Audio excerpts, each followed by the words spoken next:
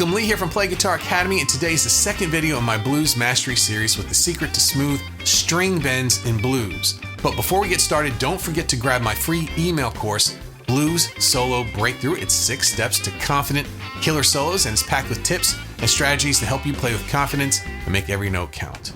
Bending strings, it's the soul of blues guitar, but if the bends aren't smooth, they can ruin the vibe. Today, I'm sharing the secrets to getting those bends sounding effortless and expressive.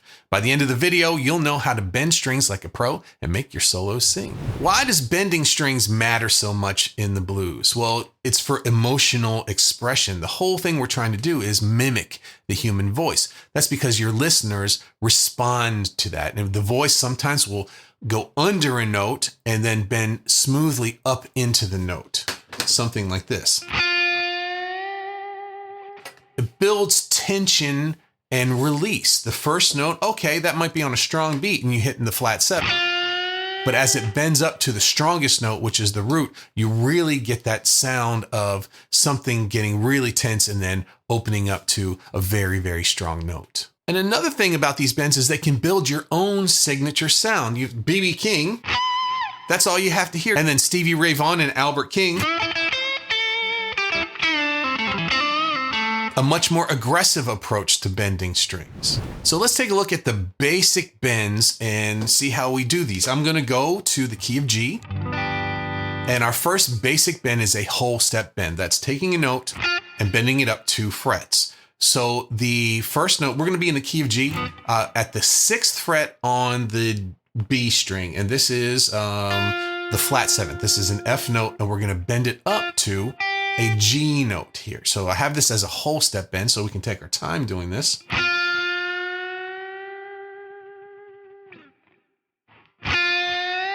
So here's the note we're trying to get, and here's the note that we bend up to. Now, when I bend, I tend to use my 3rd finger for bending, and I put my 1st and 2nd finger behind it. That way it has a lot of support, especially on the highest string. This is the B. And I get it up to right where I think that the target note is, but we're gonna do these with target notes in just a second. So the next is a half step bend. I'm going to take a note that's 1 fret behind the note that I want to sound. In this case, instead of playing the 6th fret, I'm gonna play the 7th fret. I'm still bending up to that G, but I only have to bend a little bit. The biggest problem with these half step bends is that you can overshoot them pretty quickly. It feels like you need to bend farther than you do. So the next bend we're going to do is something that's used in blues an awful lot, and that is a 1/4 step bend. Now, if I go to the 3rd fret on the G string, and if I bent it up a half step, this B flat would sound like a B. But we want to, especially between the flat 3rd and the major 3rd, we can bend the flat 3rd up a 1/4 step, kind of halfway in between the 2 notes. There's no fret for this. Now, if I went all the way to try and match that note, it would sound like the major 3rd, but this is a bluesier sound. I'm not sure where this came from, but it sure sounds good over top of a G dominant 7th chord. That bend that doesn't quite make it up to the major 3rd. The next type of bend is a bend and release. So we're going to go back to the 6th fret on the B string. We're gonna bend up the whole step to the G, and then we're gonna bring it back down to where it was. And you'll see that notated with an arrow that goes up to full, and then the arrow that goes back down to where it is. We also have something called a pre-bend. That's where you bend without playing and then play the note. That's tough to do to get it perfectly in tune. We also have something called a pre-bend and release, where you bend up to get that note. This is much more common. You'll hear this an awful lot. So it's already, but then we play it and release it back to the note that it started from. So now we're going to talk about techniques for smooth bending strings. What makes a bend sound smooth and controlled? The first one is proper hand positioning. Making sure, if you notice on most of these, my thumb is wrapped around the side of the neck. This gives me something to push into or pull off of right there. This is very important. If you try to bend without that thumb, the neck's going to shake around. It's going to move. It's going to be very difficult to get to the next section, which is getting the correct tuning, the right pitch of the bent note. If you take a look here, I have the target note set in with the bend. So let's go back to that first note that we played on the 6th fret of the B string. We're going to put our 2 fingers behind that 3rd finger, and we're going to bend this up to a G note. But then we're going to play the G note afterwards so we can have a comparison. We can hear the difference. I think I went a little too far on that last one. I won't bend quite as far. You could even play them both at the same time. And you can hear where they sit in. When they're slightly out of tune with each other, you'll hear these little waves of frequencies that don't sit well with each other. Let's try it with the 7th fret here, our half step bend.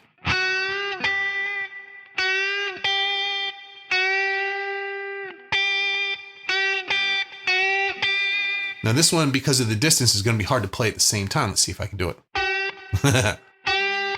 But playing it right afterwards, you can hear that the note's pretty close to that target note. Let's go down here to the quarter step bend. Now we don't have a note to relate this one to. We don't have a quarter step above a note, and we don't have those kind of frets. So what I like to do with this is play the root note afterwards to give it some sort of foundation. Now, what about a bend and release? So we'll go up, release, and then the target note. What about the pre-bend?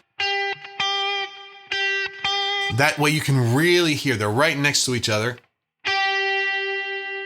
It's really tuning your ear to hear those frequencies matching together. And once you can feel what it feels like on your hand, you can replicate that many, many times over. Another thing that makes bends sound really nice is adding vibrato to the top of a bend.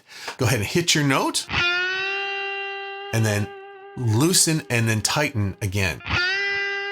All around that target note. Now, some people like to shake the guitar to make the vibrato.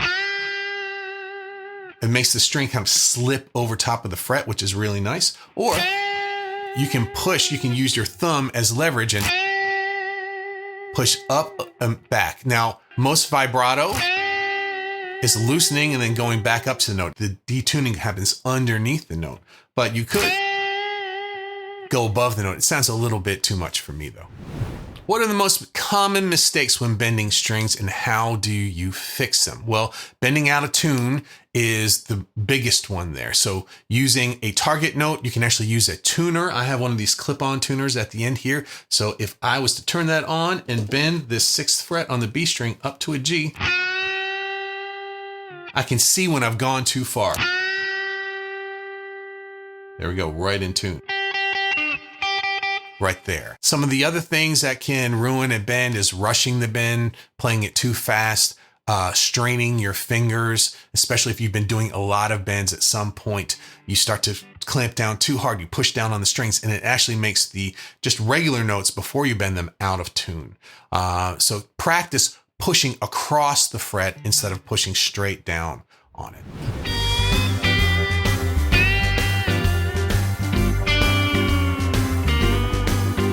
So how can you practice string bends effectively? I say practice over a backing track is really important. I have 2 exercises for you here. Exercise number 1, this is in the key of G. We're going to start at the 6th fret of the high E string, bend up a quarter, and go to the G note.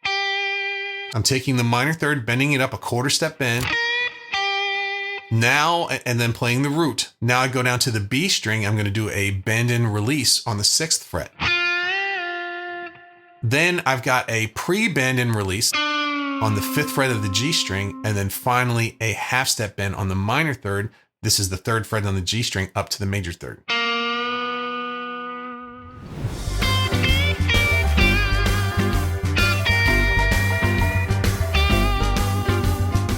Let's take a look at exercise number 2. Now I went up to pattern 2 of the minor pentatonic, and I'm doing some bends up on this extension of pattern 1. So start a rest on beat 1, but on beat 2, we're going to play the 8th fret of the high E string, normal without a bend, next with a full bend, and then back to the 6th fret with our quarter step bend to the root note.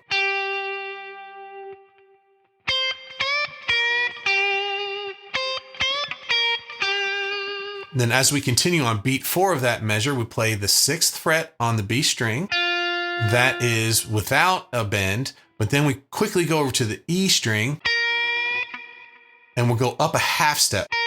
That's minor third to major third. And then we'll go back to the root. Mastering smooth bends takes time, but it's so worth it. Start slow, practice consistently, check your tuning, and soon your bends will sound as smooth as the greats. Thanks for hanging out with me today, and thanks to all of our Academy members over at PlayGuitarAcademy.com. They are tearing into the tab and the guitar profiles from this and from all of my lessons right now. And don't forget to grab my free email course, Blues Solo Breakthrough, 6 Steps to Confident Killer Solos, packed with tips and strategies to help you play with confidence and make every note count. And as always, let me know what you think in the comments. Have a great practice. I'll see you in the next lick video.